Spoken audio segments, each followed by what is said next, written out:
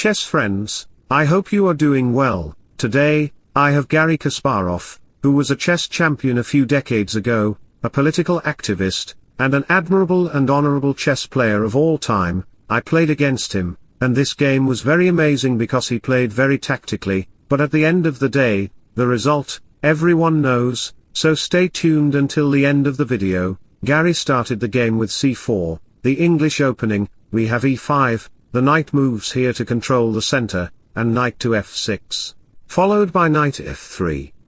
Knight c6 and g3 were followed in the game, and Garry does not like to develop the center with e4 or d3, therefore, we have bishop to b4, attacking the knight because I would like to double up his c-pawns in the opening of the game. We have d3, e4, because if you dare to capture the pawn, I will capture it, and your knight will be pinned down to my bishop. So after the exchanges, Garry was not afraid of that because he is a former world champion, and after queen to d3 happened in the game, attacking the knight and trying to protect the other knight, we have queen to e7, protecting the knight, and Garry is playing this very well and is determined to consider e6, moving out the bishop to create some sort of attacks against the early queen move that Garry has responded to me with. Garry, do you want to challenge me? You are playing more defensively but attackingly at the same time. We have the knight exchanges, and d6 is finally on the board because I want to put my bishop on the a5 square. Let's see what happens in the game. After the castling happened in the game, Garry Kasparov immediately played bishop to e3, and this game is a blitz game with only 3 minutes of clock time. Therefore, Garry just played bishop to e3, maintaining his pawns to put on their usual home squares. So, what move should I consider? I would not get the open e-file, so I need to move up my knight. I first develop my bishop on the d7 square. After the knight comes to d4, he is trying to challenge my knight and open up his bishop's diagonal. Therefore, I responded with rook to e8. After the rook move, we have b6 in the game, and many players here might say, hey, Stockfish, are you a fool? You played b6, opening up the bishop's diagonal, and how can you protect your position at all? Hey, fool, I am Stockfish, the chess expert. I know what I am doing. I know every move and its consequences, even 50 to 1000 moves ahead, while you don't even know what will happen after 2 moves. I am just protecting the knight on the e4 square with my full forces. Therefore, Garry responded with h4, we have h6, rook there, and at this point, Garry just committed his pawns forward too early in the game, so let me punish him by playing f5. This f5 move is very crucial because it protects the knight, and also, you might say and argue that the king's light square diagonal gets wide open, but what is the use if the light square diagonal gets open? Garry Kasparov's queen cannot go to the c4 square to get access to this file, even the bishop is not positioned to go to the d5 square. My knight would just stay there on the e4, like a landlord, and even if they try to kick out my knight by playing f3, I can capture your pawn, alright. After the bishop moves here, I mean one move away, here many players might think of playing a normal move such as a4 on the board, but this position would be just disrupted because I can play knight to e5, kicking out the queen on the board, and after the queen moves anywhere, I can play knight to g4, creating pressure on your king side, and how can you protect your position? You may think of capturing the knight on the e4 square because human brains are always designed to make exchanges and gain material advantages by winning a pawn, but I think beyond millions of moves, I know what will happen in each position. And after the bishop moves here, I can play the stunning move g5, and no human could find this move very easily. It attacks the bishop simultaneously on the board, and if you dare to capture it, I can recapture, and the h-file will be wide open.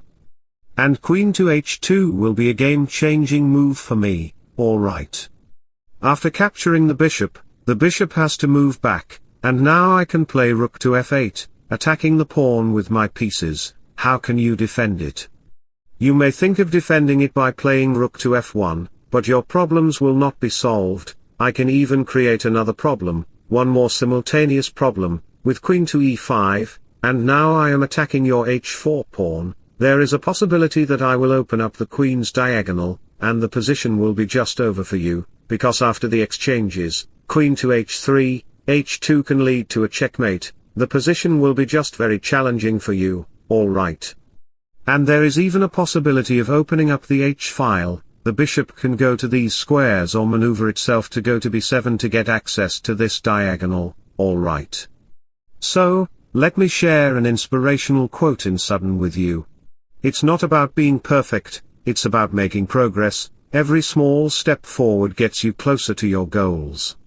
Keep moving, keep improving. Going back to the position, we discovered that any normal kind of move is a very bad choice for Garry Kasparov. Therefore, he just took a little time and scratched his head before playing bishop to f4 on the board. The queen goes here, and finally, we have knight to c6 on the board. I capture the knight, and the bishops are eyeing each other like telescopes. After the rook moves up, the rook can come to these squares, and Garry Kasparov has to play very carefully, otherwise, he will lose the game. I develop my rooks and move back my bishop all the way to the a8 square because the bishop is positioned to capture the other bishop. Alright. We have a rook here, and I finally play g5 on the board. This g5 move is very crucial. It doesn't disrupt my king's position, but it creates a possibility to disrupt your own king's position. The bishop has to think a little bit. Of course, he cannot capture the pawn, and I am threatening to capture the pawn on the h4 square. Therefore, after the capture, if any capture happens, your bishop gets under attack, and here, many players might think of capturing the knight first, then the pawn on g5 later, but it would be a very bad choice if you dare to capture the knight. I would not capture your bishop with my bishop. I would make a chess trick by capturing the bishop with the rook, attacking the queen and gaining a tempo, and after the queen goes to the h5 square, there is a possibility of putting the queen on the h1 square. I can capture the bishop, and this position will be just disrupted for you, alright. So, going back to the reason we discovered that capturing the knight is a very bad choice, that's why the bishop moves back, and I now finally consider a4 on the board, attacking your pieces. Here, Garry thought about things a little bit and captured the pawn, because after capture, I finally get access to this g5. And this position is just poisonous for Garry because I am attacking your bishop. There is rook to g7 that can attack your bishop even more. And in a few moves, you can see how my pieces are attacking your position. Your rook is not there to protect the bishop, even 90% of your pieces are not there to protect the king side. The position just gets exposed. The knight moves here to attack the queen, and after the queen moves away, I capture the bishop, and after the queen check happens in the game, we have f3 on the board, but that does not matter because I can capture the pawn, attacking your queen and king simultaneously on the board, and finally, I capture the queen, and this position is completely winning for me. You know what? I capture the rook as well, and I have more material than you, and Garry thought of resigning earlier in the game, and this position is completely winning for me, and I finally checkmate Garry Kasparov with c5. I hope you enjoyed the game very much. If so, don't forget to like and subscribe to my channel. Bye bye, take care and see you soon.